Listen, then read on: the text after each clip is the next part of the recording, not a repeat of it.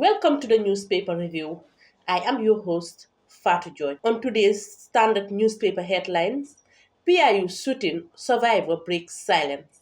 GMC urged Barrow to summon Israel ambassador over Gaza. MOJ's record of Jame cattle sales Assam. Chinese embassy unveils scholarships for Gambians at Bantaba. Five GRA staff enrolled as legal practitioners. Gambia wins Norway Cup under 17 title.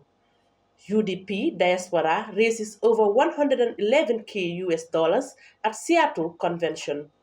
Gambian shot dead in US. Now the news in details. Almost 2 years after coming under a rain of bullets that instantly killed two of her collegians and left her seriously injured, police officer Ansi Jao has for the first time spoken about the incident, its impact on her health and work. A man from Burfoot, Usainu Bojang, accused by the police of carrying out a shooting, has flatly denied the charges in an ongoing trial at the High Court. I am still suffering from some anxiety and episodes of trauma whenever this incident comes to my mind. It will be difficult for me to totally get over it. Yes, I am coping, but the only problem is the pains I feel in my body, Jawa explained. Jawa was shot on the night of 12 September 2023 at the Sukta traffic light junction while on duty with two other collegians, both of them male, who were killed by the same gunman. The Gambia Moral Congress (GMC) has made a strong public call for the government to take a firmer diplomatic stance in response to Israel's actions in Palestine. In a statement signed by its leader, Mai Ahmad Fatih, the party urged President Barrow to use Gambia's diplomatic channels with Israel and his role as OIC chairman to summon the Israel ambassador to clearly convey the nation's abhorrence of its genocidal policies towards Palestinians. As chair of the Organization of Islamic Cooperation, GMC added, the Gambia should not remain silent while an entire population faces deliberate examination through weaponized hunger and mass killing. It added that the systematic destruction of Gaza's civilian infrastructure and the deliberate restriction of food, water, and medical supplies constitute crimes against humanity and genocide under international law. The Republic of the Gambia, having led the International Court of Justice case against Myanmar for genocide, understands our legal and moral obligation to prevent and punish genocide wherever it occurs. Members of the Parliamentary Inquiry Committee on a sale of former President Jammeh's frozen assets, Honorable Alajim Bob, on Friday described the record of the sales provided by the Ministry of Justice as a sham, adding that the record is incorrect and misleading. Bob made these remarks following the testimony of former Sheriff of the High Court, Sheriff P. Tavali, who admitted an Italian of omissions in handling the sales by the Sheriff Division. In May, under pressure from the Gala protesters, the MOJ released several documents indicating that a total of 725 cattle were sold at various farms belonging to former President Yahya Jammeh, generating a sum of $8.3 million without supplying the names of the buyers. The total stock sold, the sale price attributed to each transaction. The Chinese embassy in the Gambia hosted the seventh edition of its Bantaba on Wednesday, celebrating recipients of Chinese government scholarships and highlighting the ongoing cultural exchange between China and the Gambia. The event held at the Chinese embassy brought together students, government officials, and cultural representatives to commemorate the strong ties between the two nations. The Chinese ambassador to the Gambia, Louis Ji, addressed the gathering, stressing the importance of the China-Gambia relationship. From the business streets of Banjul to the global spotlight, Sena Mumbai's recent conferral of an honorary directorate has inspired tidal wave of pride and debate across the Gambia and beyond.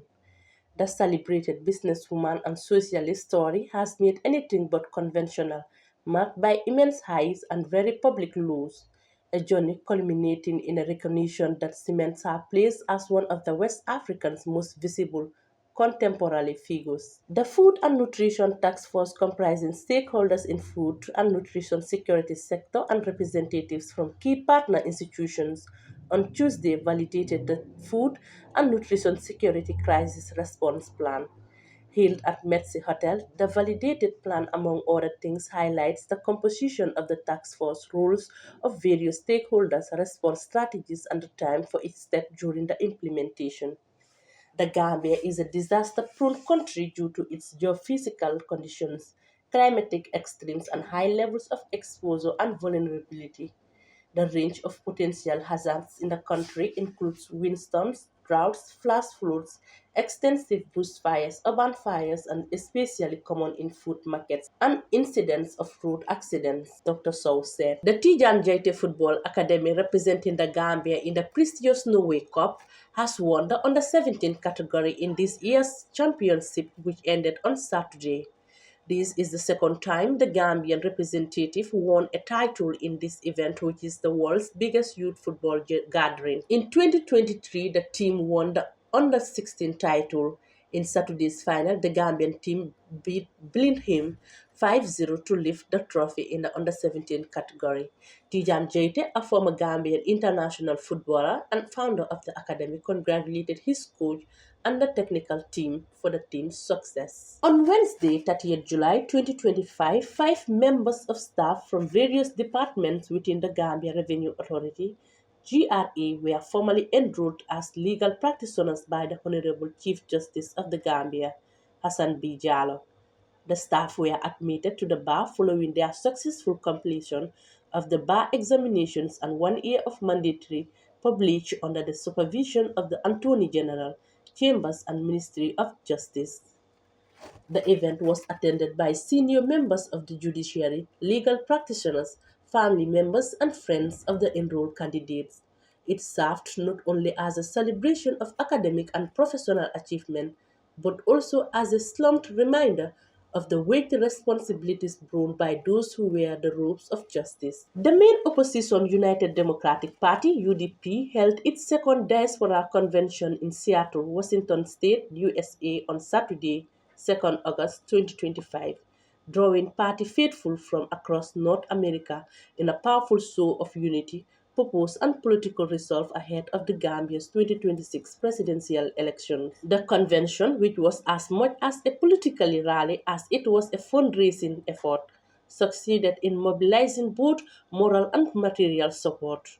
By the end of the night, more than 111,000 US dollars was raised in contributions and pledges by diaspora members and supporters, an amount that underscores the strong financial and moral commitment of Gambians abroad to the UDP cause. Mayor Bensouda and Chairman Sane both delivered rousing speeches commending the energy and organizational strength of the UDP diaspora chapters. The Seattle Convention marked a pivotal moment for the UDP, not only in terms of financial mobilization, but also in demonstrating the strength of the party's global network and the confidence its supporters have in its leadership and vision for the Gambia. Moving on to the Voice newspaper headline, Dabo says issuance of Gambian ID cards abroad violates law. GRA boasts over 200 university graduates, 12 lawyers in staff rank. NAMS grill ex-chief over Jame asset sales, missing millions. Now the news in details. Ousseynou Dabo, leader of the opposition United Democratic Party (UDP), has criticized the ongoing issuance of Gambian national identity cards to citizens abroad, describing it as illegal and contrary to national law. Speaking in a recent interview with Kirfatu, Dabo urged that under existing legislation, national ID cards cannot be issued outside the Gambia's borders. He said only Gambian passports are recognized for identification purposes in foreign countries and accused the authorities of acting outside the scope of the law. He also questioned why the initiative was limited to African countries and not extended to Gambian missions in Europe. Why aren't they issuing ID cards in Italy or France, where we have embassies? He asked. The UDP leader emphasized that his party remains committed to challenging government irregularities and will consider legal action if necessary. The Commissioner General of the Gambia Revenue Authority, GRA, Yankuba Dabo, has announced a significant milestone in the authority's drive for professional development, revealing that GRA now has over 200 staff members with university qualifications ranging from bachelor's to master's degrees, and 12 fully qualified legal practitioners. Mr. Dabo made the remarks on Wednesday shortly after 5 GRA staff members were formally enrolled as barristers and solicitors of the Supreme Court of the Gambia. The enrollment ceremony held at the High Court complex in Banjul was presided over by Chief Justice Hassan B. Jallow. The five were admitted to the bar following their successful completion of the bar examinations and a 1 year mandatory pupillage under the supervision of the Attorney General's Chambers and Ministry of Justice. He also urged the Gambia enrolled lawyers to remain professional, respectful, and patient in executing their duties. We expect you to apply your knowledge, uphold the values of the institution. GRA is proud of your hard work and dedication, he concluded. Child Fund launches Green School initiative to combat climate change. Child Fund the Gambia, in partnership with Plantation Nursery, recently launched a Green School initiative aimed at promoting environmental sustainability through large-scale tree planting in schools and communities. The initiative, unveiled on Thursday in Fonyi, Sibanor, targets the planting of 100,000 fruit and native trees, starting with 30 pilot schools. The program aims to scale up to reach 1,700 schools across the country. A complementary community agroforestry component will also engage families in tree planting to enhance food security and build climate resilience. Musukuta Koma, country director of Child Fund the Gambia, described the initiative as a crucial step in tackling the challenges of deforestation and environmental degradation. Every tree planted is a symbol of hope, a promise for a greener and healthier tomorrow, she said. Beyond the shade, they provide trees, improve air quality, biodiversity, and ecosystem resilience. Mali charges ex-PM with undermining the state over post on X. A former prime minister of Mali, which is now under military rule, has been charged with undermining the credibility of the state over comments on social media. After a prison visit to see detained opposition figures in July, Musa Mara declared on X his unwavering solidarity with prisoners of conscience. Mara, who served as prime minister for 9 months a decade ago, has been a recent outspoken critic of the military government. In the post, the ex-prime minister said his regular visits to see those detained were to make sure that the flame of hope never fades in them. The prosecutor at the cybercrime unit said that talking about prisoners of conscience and saying he wanted to fight for them constituted an offense. Radio France International reports. The 41-year-old, who seized power twice, was named transitional president after the 2021 coup. At the time, he promised to hold election the following year, but has since reneged in a blow to efforts to restore multi-party rule in the West African state. In sports, AJ Soka FC and North Star FC have secured promotion to the Gambia Football Federation League Division 2 after a strong showing in the regional playoff campaign. AJ Soka, champions of the Lower River Region LRR 3rd Division League, began their playoff journey with a 2-2 draw against Niani FC. They then delivered an emphatic 4-1 victory over North Star FC to seal their place in the second tier of Gambian football. North Star FC, representing the North Bank region, had earlier booked their spot by defeating Niani FC 2-1 in a tightly contested match. FC stands as the sole representative from the North Bank region following SO United relegation after a disappointing campaign last season. Their promotion adds fresh competition to the second division and underscores the growing talent emerging from regional football in the Gambia. Now to the foreign newspaper headlines. Alleged illegal sand mining sparks controversy in Katong. Justice Tabalik concedes to inaccuracies in sale report of James cattle. Police respond to fatal road accident in Fonyi. Lands Ministry seeks to overturn court injunction in SNJ property land case. Witch hunt victims demand criminalization of accusations and public vindication. Now the news in details. A conflict over alleged illegal sand mining in Katong has originated deep divisions within the coastal village known both for its thriving fishing community and growing appeal as a tourism destination. On Wednesday, 30th July 2025, foreign reporters visited the area to investigate mounting claims that a group of local truck operators, namely Lamin Jamba Jame, Lamin Bojang, and Mansur Tabale, are behind an unsanctioned sand mining operation threatening both the environment and community cohesion. Katong, nestled along the Atlantic coast and bordered on three sides by water, is highly vulnerable to environmental degradation, particularly coastal erosion.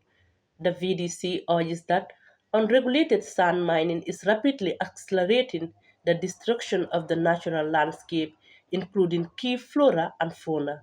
Speaking to Foria, VDC Public Relations Officer Hatab Jaite expressed alarm.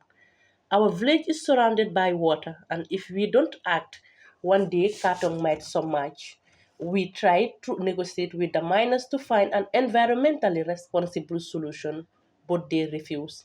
They told us outright that they won't answer to anyone, so we reported the matter to the police. The Ministry of Regional Government and Lands and the Attorney General are seeking to set aside a court injunction granted in favor of S&J property over a disputed parcel of land located in Old Yundum, Combo North District, West Coast Region. The land in question measures 335 meters by 185 meters by 304 meters by 65 meters. The matter is before Justice S.B. Tabali of the High Court in Brikama. On Tuesday, 29 July 2025, the case was called for the adoption of briefs. State Counsel Sisin Jai appeared for the state while the plaintiff's legal team, led by veteran lawyer Antuman A.B. Gay and co. were absent. Kalaji police have responded to a fatal road traffic accident between Bondale and Joreng involving a commercial vehicle and a private vehicle with a Senegalese number plate. Reports indicate that both vehicles were traveling from Bondali towards Soma when the commercial vehicle's rear tire burst. As the private vehicle attempted to overtake, the two collided, resulting in the crash. Tragically, Sidi Jame, a 12-year-old, lost his life in the incident. Both drivers and several passengers were rushed to Buyam General Hospital for urgent medical attention. The drivers, Lamin Toure, sprinter, and Mohamed Abdoulaye Nyang, 26, Senegalese, along with the following individuals, sustained injuries and are receiving treatment in Buyam. Aida Cissé, 35, Oumi Kari, Senegalese, Abdoulaye Minte, 36, Yassanu Bajinkat, 46. Two additional victims, Tonko Sedikan and Mohamed Minte, age unknown, have been referred to Nemban Clinic for further treatment. The police extend heartfelt condolences to the bereaved families and urge all motorists to exercise caution, comply with traffic regulations, and ensure their vehicles are roadworthy at all times. Victims of former President Yahya Jammeh's notorious 2008 to 2009 witch hunt campaign are calling for the criminalization of witchcraft accusations and public declaration of their innocence as key steps toward justice and reconciliation. A new academic study has revealed. Participants made a range of suggestions for reconciliation, including public declaration of innocence, making witchcraft accusations illegal, and both external and community led intervention to tackle stigma, the researchers stated. Importantly, the researchers noted that these divisions increasingly follow ethnic or tribal lines, deepening community rifts. The findings have originated calls for legal reforms, reparations, and strong public measures to restore the dignity of those victimized by the witch hunts. In sports, young Gambian sprinter Buba Bayo has won gold in the boys' 100 meters in the track and field events at the Maiden Association of National Olympic Committees of Africa. African School Games in Annaba, Algeria. Bayo clocked an impressive 10 minutes 72 seconds to be crowned the fastest schoolboy in Africa. In the same event, Amadou Sabali won bronze after finishing third with a time of 10 minutes 90 seconds. In beach volleyball, both Gambian teams finished second to secure silver medals at the Games. In the girls' final, Hojanjai and Mariama Sambu lost to Algeria 2-0, ending their unbeaten streak, while the boys' team Ensa Kany and Abdoulaye Bah battled hard, splitting the first two sets before narrowly losing the golden set 15-13 after a tie. Also, Sirisane won a silver medal in the long jump category. She jumped 5.42 meters. Raki FC secured their place in the women's second division following a dominant 3-0 win over Scandit in the Greater Banjul playoff final at the late Usman Saho football field in Yundum on Saturday. Nafisatu Jaju opened the scoring for the KM champions with a good finish in the 38th minute. The Talinding base outfit ran riot in the second half, scoring two unanswered goals through Adam Kamara and Jenawa Tarawale to take the sole available spot for the teams from the Greater Banjul area. Now to the point newspaper headline. ECOWAS confirms launch of new currency in 2027. Usman Sonko unveils economic and social recovery plan. Sirif admits blindly selling ex-president's cattle. Now the news in details. The new currency of Economic Community of West African States, dubbed ECO, will be launched in 2027, according to the president of ECOWAS Commission. Speaking at a closing panel discussion of the Made in Sahel Governance Forum in Banjul, Dr. Omar Toure confirmed that pathway to the launch of the ECOWAS single currency has already been achieved. We must include innovative strategies to enhance social cohesion and strengthen citizen-state relations. Former President of the Federal Republic of Nigeria, Dr. Goodluck Ebeles Jonathan, said no country can solve the challenges of the Sahel in isolation. We must build mechanisms that allow us to jointly combat terrorism, promote climate resilient agriculture, and provide real economic opportunities for our youth so that they use hope in our soil and not desperation in migration. Testifying before the National Assembly's Special Select Committee on Friday, former High Court Sheriff Justice Sheriff B. Tabali admitted that his office sold assets, including cattle belonging to former President Yahya Jammeh, without any inventory guiding the transactions. Yes, that is true, Tabali responded when quizzed on whether his firm conducted the sales without knowing what they were selling. The stunning confession has originated public outrage over irregularities in the disposal of seized properties following the Jane Commission's findings. Prime Minister Usman Sonko officially presented his economic and socio recovery plan at the Grand Theatre National in Dakar on Friday, August 1st. In a packed hall attended by members of the government, economic stakeholders, union representatives, and civil society. This initiative marks a decisive step in the implementation of President Bassirou Diomaye Faye's political project. This ambitious plan is intended to be the cornerstone of Senegal's economic restructuring. It represents a decisive break with past practices of economic governance deemed ineffective, unequal, and likely dependent on external partners. We inherited an extroverted economy with few job creation opportunities and undermined by poor allocation of public resources. We must reserve this trend, Usman Sonko affirmed in a firm and forthright speech. With this plan, Usman Sonko aims to build an economy free from the shackles of dependency, exclusively serving the Senegalese people. The PRES presents itself as a tool for structural transformation in line with the aspirations for change expressed during the last elections. In sport, Usman Drame in China for seminar on competitive sports training management. General Manager of the Gambia Football Federation National Team Department, Usman Drame, is currently in the People's Republic of China for a 2-week seminar dubbed with competitive sports training management for developing countries. The seminar is sponsored by the China Ministry of Commerce in partnership with the Academy of International Business Officials and China Sports International Company. Also in attendance of the seminar is the Executive Director of the National Sports Council, Mahmoud Lamin Jawla, and Mohamed Jane, the Executive Director of the Gambia National Olympic. This is all we have for you in our today's newspaper review. Do stay tuned for more newspaper review and please don't forget to subscribe, like, share and comment our videos. I remain your host, Fatu George.